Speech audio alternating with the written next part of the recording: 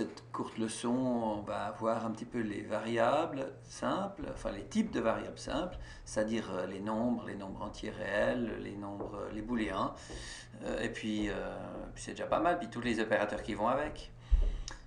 Donc vous avez assez vu ma tête. Donc on ouvre un terminal. Le terminal, c'est avec le menu K en bas à gauche, hein, vous savez tous faire ça. C'est dans le sous-menu Système, et puis vous allez dans Console, Terminal, etc. Ensuite, normalement dans ce terminal-là, vous devez taper, pour démarrer en mode interactif, Python. Donc on tape ça. Remarquez que la commande Python se trouve dans USR bin Python. Donc en tapant normalement Python tout court, ça doit démarrer Python, n'est-ce pas? Et puis on est en mode interactif, on a les trois petits symboles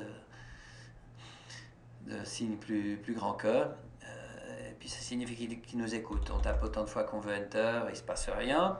On tape des opérations, par exemple 1 plus 2, ça c'est des nombres entiers, et puis il nous met 3.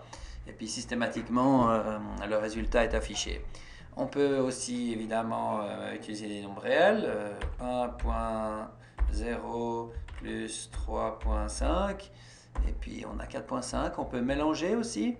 Alors 1 plus 3.5, et puis on a 4.5. Donc vous constatez qu'il s'adapte. Alors là, il transforme. C'est très facile avec Python, il transforme tous les types un petit peu comme vous voulez.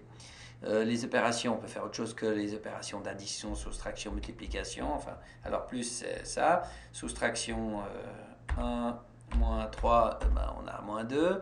La multiplication, c'est l'étoile 2, étoile 5, ça va faire 10. La division, c'est 3 divisé par 2, ça va faire 1. Et oui, c'est la division entière. Maintenant, pour avoir des nombres réels, vous devez écrire quelque chose comme 3.0 divisé par 2, et puis vous avez 1.5. Alors maintenant, vous pouvez avoir le reste aussi. Donc, si vous avez le reste de la division de 3, le reste de la division, il est là, le pourcent, divisé par 2, ça fait 1. Donc, c'est évidemment, il reste le 1 de la division entière, n'est-ce pas? Ensuite, vous avez les puissances. Alors, c'est la double étoile, 2 puissance 5, et puis vous avez 32. Donc, c'est 2 fois 2 fois 2 fois 2. 2 fois 2, voilà, parce qu'il y en a 5. Et puis, voilà, on a déjà vu tous les opérateurs pour les nombres entiers et réels. Puis, on voit qu'on peut multiplier. On peut aussi vérifier quel est le type des variables, hein, avec la fonction type. Puis on met 3.5, et puis il nous met effectivement float. Si je mets 3, il me met int. Donc c'est les nombres entiers. Et puis enfin le type, peut-être celui par lequel j'aurais dû commencer, c'est les booléens. Donc on peut écrire false et true. Donc par exemple 1 égale 3, et puis il me met pas ça.